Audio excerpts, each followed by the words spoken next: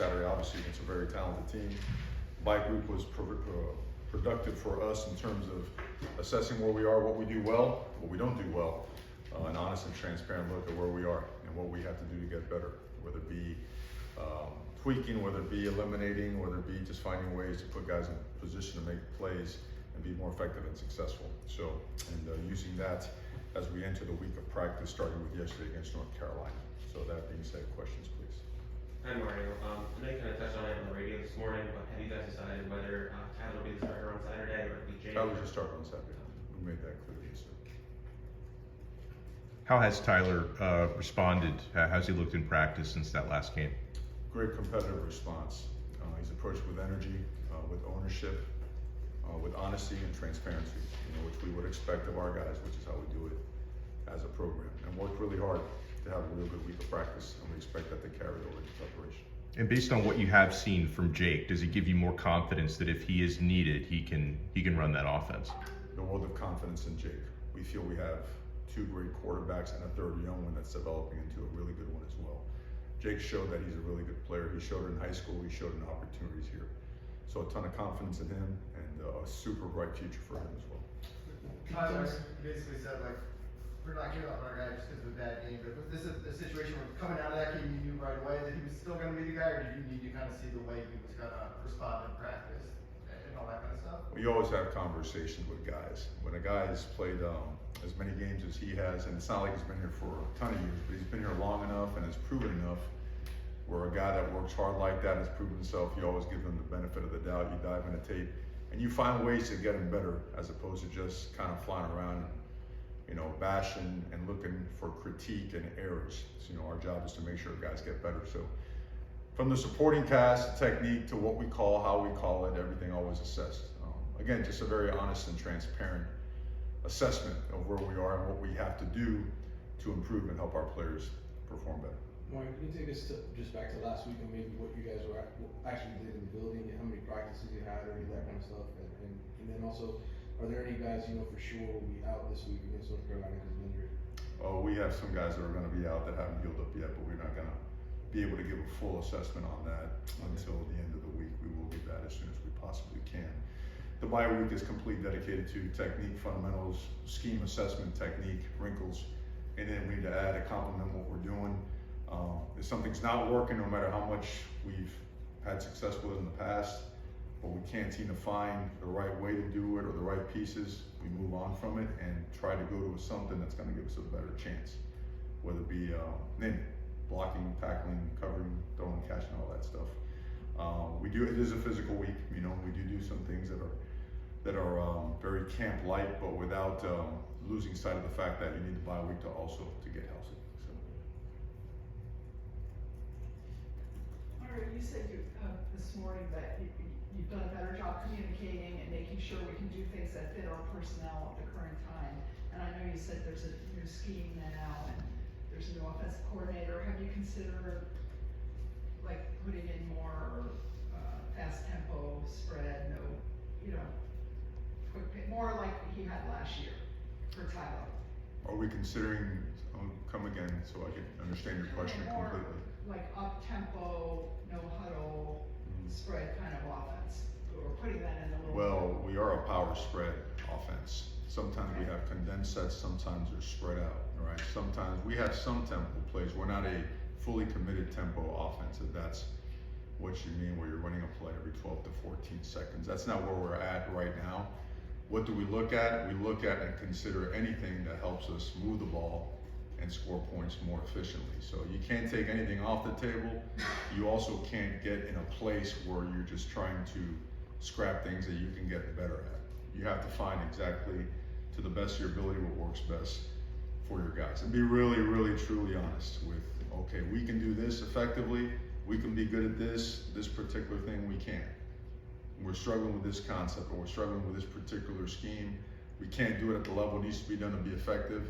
Let's move on from it. That's the approach. So every single part of that, run game, pass game, protection wise, it's all assessed and made a decision on. Defensively, when you went back and watched the Middle Tennessee State game, was there a common thread on the issues in that game? Well, there were 4 plays that result in about 315 plus yards, right? Explosive plays hurt us. Now, offensively, we put our defense in situations that weren't great, and we did do a pretty good job. But explosive plays are typically the result of an offense making a big play or a bust on defense, right?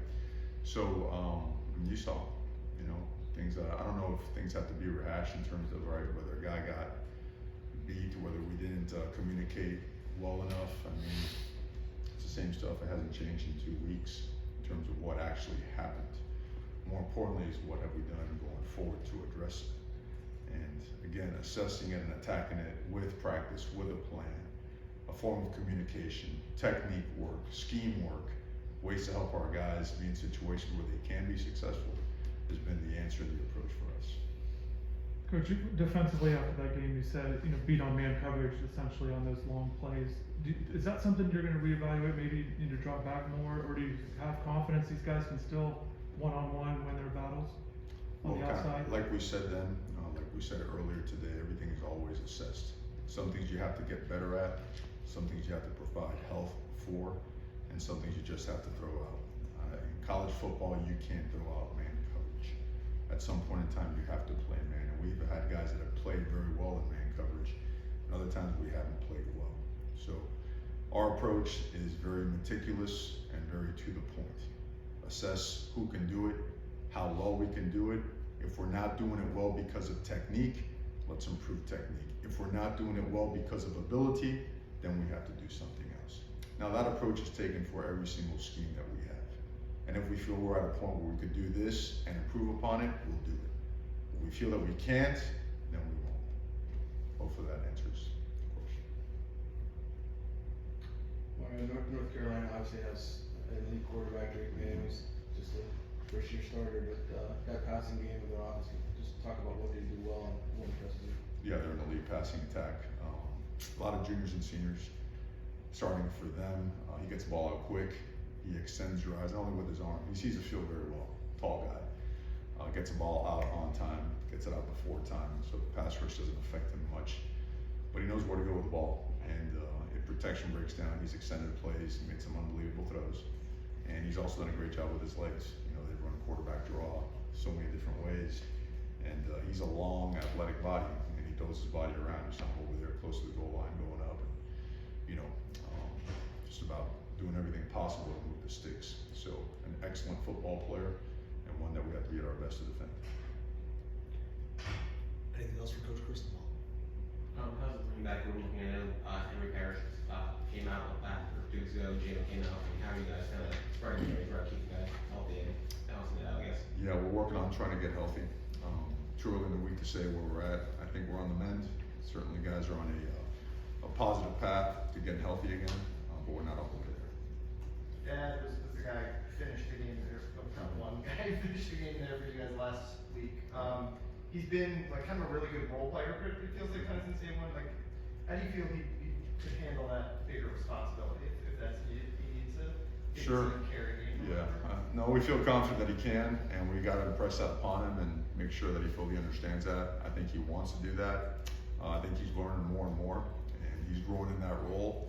So he's a guy that has gained our trust, and he's going to have the trust of all of his teammates with the way we're pushing him to practice and make sure he understands every bit of it. Because it's not just running the football, right? It's protections, it's blocking, it's all that stuff. So Thad has certainly come a long way, and we expect that his best football is still ahead of him also. Mario, Zion didn't dress for the last game. Was there a setback there? And I guess you expect he'll be back this week. There was a setback. We expect that it's going to be close. Similar to where we were at the start of the season, where it was, kind of healing up and getting right there. We're about in the same spot with him. Craig Latson, what did you like about what he showed? Drastic improvement, confidence. Played hard, made contested catches, precision on his route running. Took a big step. Something that we have been from day one since we signed Frank Latson, what we were hoping to see. It's starting to come together, and we expect another big week from him in terms of practice and preparation. Jaleel made a couple, at least one nice play kind of down the stretch there. Obviously, bye week for these young guys. Is this a kind of a time when you can see freshmen and guys who've been here not a whole lot of time, like kind of take a jump, just having that extra week to, like you said, focus kind of on fundamentals and Right. not have to game plan, that kind of stuff? Yeah, and you also assess what those guys can do and how they can help you, really for everybody in the building, right? Once you get going during the season, you go with certain guys, you keep improving the roster. We do what we call the opportunity scrimmage every Friday, where we have 16 to 24 plays with the guys that are on the look team or guys that don't get a lot of reps during the game. We figure by mid-season, guys have logged in excess of 160, 180 live plays. They can help you if they've advanced within the scheme. And guys like that, Jaleel has always been advanced. He's been getting better and better since the day he got here, during spring ball. So he's going to be a great player for us. He has contributed a bunch, and he'll continue to contribute more. Mario, how is Arroyo? What's your assessment of him? How's he doing now? Elijah has been doing really well. Some of you guys know he did get banged up, so we're not sure if he's going to be able to play for us this Saturday. Right. Is there, Non-contact, so. I don't know if you've actually got a timetable for Jacoby and his return. Is there? Sure. Tricky because of what he has. You'd like a best case of a couple more weeks, 2 to 3, and then a worst case of 4 to 5. So he'll be out for a bit. We expect Restrepo back in another, 5.5 weeks, maybe a little bit more. Trying to think who else. Well, kind of same timelines for the other guys. Some guys are, a guy may be back in about 6-7 weeks towards the end of the season. Who else would it be? Running back, we're good. Yeah, it's a good list. So, but we're getting there. Is what it is. Have you explored other positions at receiver, like during the bye? We always do. There's not a big pool to choose from to play receiver. I think sometimes, a lot of people get caught up and a guy runs fast, say he caught the ball and did this one particular time in high school. It's a little bit more than that. We're playing the best guys that we have, and guys are working really hard to try to improve. We're working to the best of our capacity. We've got to increase and improve our capacity. That's where we're at as we continue to develop and enhance, our team, our program, and our roster. But that's where we're at. Tyler's had some moments where his passes look like they've been off target, and I don't know if it's throwing motion, it's something mechanical that you guys picked up on, or it's just he's just off. What would you say is kind of happening? I wouldn't say it's mechanical. Okay. We got to do a really good job of cleaning things up for him, and we've got to do a really good job with the supporting cast. When you're a quarterback's the hardest position, right? So we've got to make it it's never comfortable. We've got to make it as clean and as clear for him to operate at a high level, especially when you're in a new system. Okay. So I wouldn't say anything on him mechanically. He is busting his butt. He's working hard. We call it like it is. I always tell the truth about a guy, never throw a guy under the bus. We won't do that. I don't think that's right. But you certainly don't try to also cover up for a guy if they're doing the wrong things and stuff like that. It's a rough game, and he's had a really good week since then, and he's got as much or more pride than anyone I've ever been around, and we have all the confidence in the world. Awesome. Okay? Thank you very much. All right, guys. Thank you. Thank you.